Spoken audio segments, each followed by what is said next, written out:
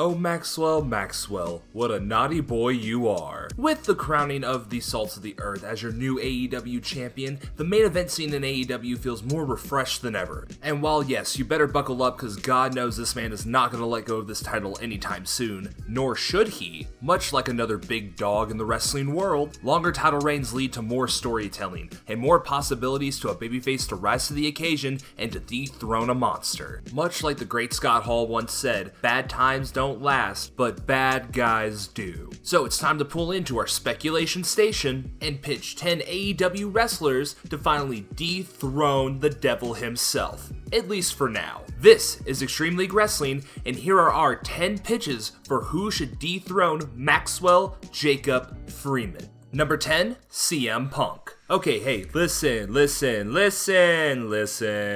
We all know CM Punk's current AEW status is totally the most non-controversial thing in the world of professional wrestling, and no one has an opinion about it.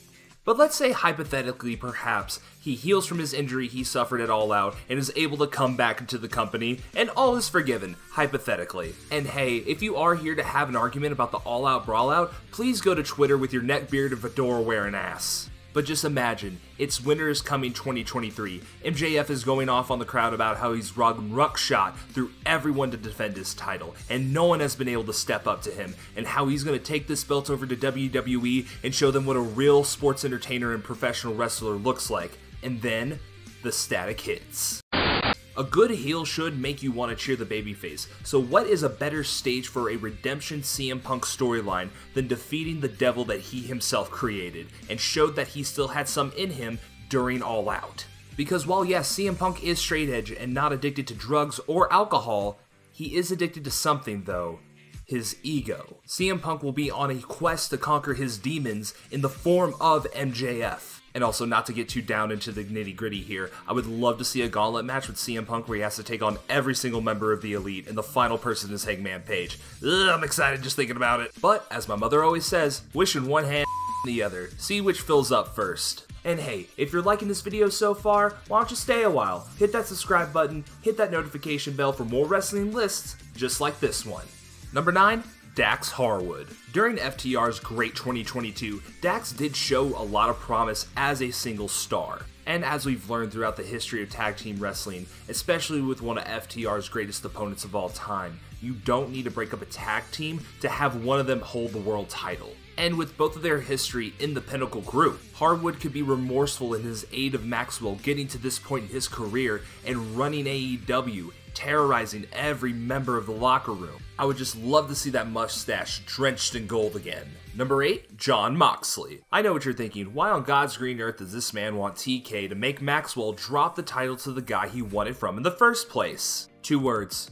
Double turn. In this scenario, I love the idea of the Blackpool Combat Club slowly imploding under Jon Moxley's leadership. The ace of AEW does have it in him to be an amazing heel, just as much as he's an amazing babyface. And let's all be real here, Maxwell Jacob Freeman basically turned face upon his return after All Out. And the brass knuckle betrayal of William Regal does set a bit of poison in the Blackpool Combat Club to have the group slowly rot away from the inside without the stern calmness of William Regal as a leader. Speaking of the Blackpool Combat Club, number 7, Wheeler Yuta. To defeat any monster heel, you need a passionate, fiery babyface who's willing to do anything to see that evil is defeated, and I can think of no other professional wrestler that embodies that can't die attitude more than Wheeler Yuta. While yes, Wheeler Yuta isn't technically one of the quote-unquote pillars of AEW, he still has the skill set and the ability to get over to make him a cornerstone of the company in the oncoming years. While their feud last year was a bit short-lived, you can't deny both on the mic and in the ring that these two men have chemistry together. And also, if AEW is that worried about WWE encroaching on their working relationship with places like NJPW and AAA, why not send Wheeler Yuta there for their big shows to defend the belt? He has an international appeal that you can't deny. He's done wonderful work in NJPW, and I know he would mix it up really well with the guys in AAA. His whole run could be something like a Joshua Alexander, where he truly puts the world in World Champion. Also, TK Scott D'Amore, if you could do, I don't know, Wheeler Yuta versus Joshua Alexander, I'd like that very much. Okay, thank you. Number 6, Eddie Kingston. So this is your man. Yeah, damn straight that's my man, and I'm sticking by him. Look, I'm not going to dive too much into my feelings on Eddie Kingston, mainly because I have a whole ass video essay about him that you should probably go check out if you want to dive deeper into it. MJF and Kingston would work not only on the mic, but because they are literally the opposite type of professional wrestler. Eddie Kingston busted his ass on the indies for years and almost quit wrestling multiple times. Forget the "you can't see me" man. This guy is the definition of never giving up. And Maxwell became AEW champion at 26. He has the money, he has the women, he has all the success that you would tokenly want as a professional wrestler. And if you're not sold on it yet, imagine Winter's Coming is held in New York at Arthur Ashe and Eddie actually wins. That pop would be so big it would shake the New York subway system. God, I love this man. Number 5, Cody Rhodes. Alright, listen. Hey, if you don't like the fact that the roller coaster's on this list, make your own list. This is my channel. I fully believe that this would implode the wrestling world. Cody Rhodes back for one night only for a make good on his tumultuous exit from AEW. Literally, Cody has no contract with AEW, so the further stipulation that he can never challenge for the AEW World title, I would imagine is pretty null and void at this point. And if you're a fan of Adam Blampier from Wrestle Talk, yes, this is from his video on MJF's title reign. I like it, so I put it in here. Love you, Plumpy. The image would just be beautiful. Cody Rhodes defeats MJF for the title, leaves the belt in the ring, kisses the mat, says one final goodbye, and then, of course, a tournament, because we love a good tournament! And besides, it's my list, and I can do whatever I want. Watch. Number 4, Yokozuna. Number 4, Bryan Danielson. Now, do I think Danielson takes the belt off MJF at AEW Revolution? Probably not. But imagine, after the grueling Iron Man match Bryan Danielson had to put his body through after beating opponent after opponent that MJF put in his way, Blackpool Combat Club comes out and turns heel on him. Bryan would then have to work his way back up the card, becoming the ultimate final boss in the American Dragon that we all remember from ROH, with no backup needed to kick your head in. Number 3, Wardlow. Former evil henchman versus evil boss. I feel like it rewrites itself. Also, it'd be kind of a make good from the bullshit that happened at Double or Nothing. Please just get this man out of the mid-card vortex of the TNT title. Number 2, Darby Allen.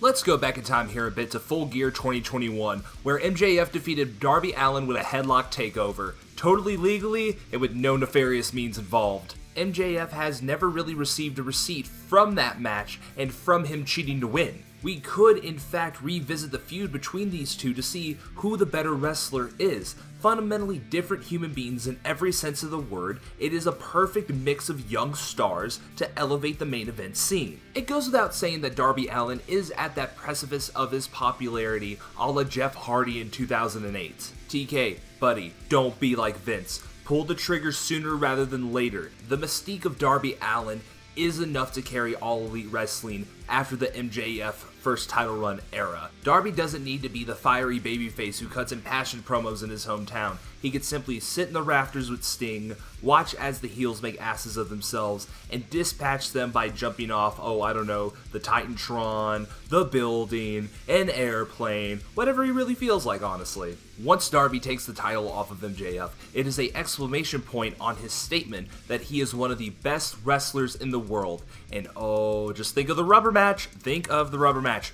Love it. Chef's kiss. And finally, our number 1 pick to dethrone MJF as AEW World Champion, Ricky Starks. If you want to talk about long-term storytelling, absolute Ricky Starks is going to be your man to dethrone MJF. Being Maxwell's first opponent, we can build throughout 2023 into 2024 that Maxwell has started to deal in his most devilish ways. He puts people like Jon Moxley and Bryan Danielson in the ICU. He makes Eddie Kingston bleed buckets in front of his family at Arthur Ashe Stadium. Have the son of a bitch make Dax Harwood's little girl cry.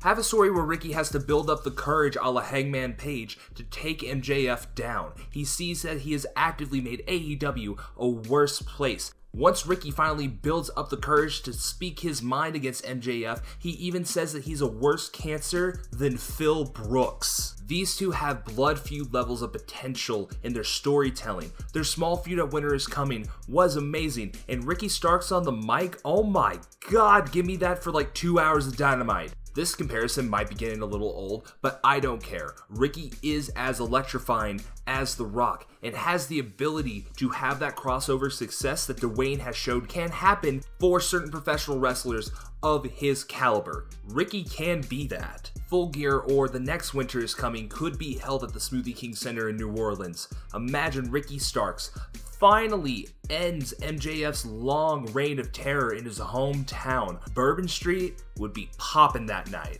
And after he wins the AEW World title, the A in All Elite Wrestling is gonna stand for Absolute. And those are our top 10 pitches for who should dethrone MJF as AEW World Champion. What do you think of our list? Who are your picks to dethrone MJF? Let us know in the comments down below. This has been Extreme League Wrestling, and we'll catch you next time.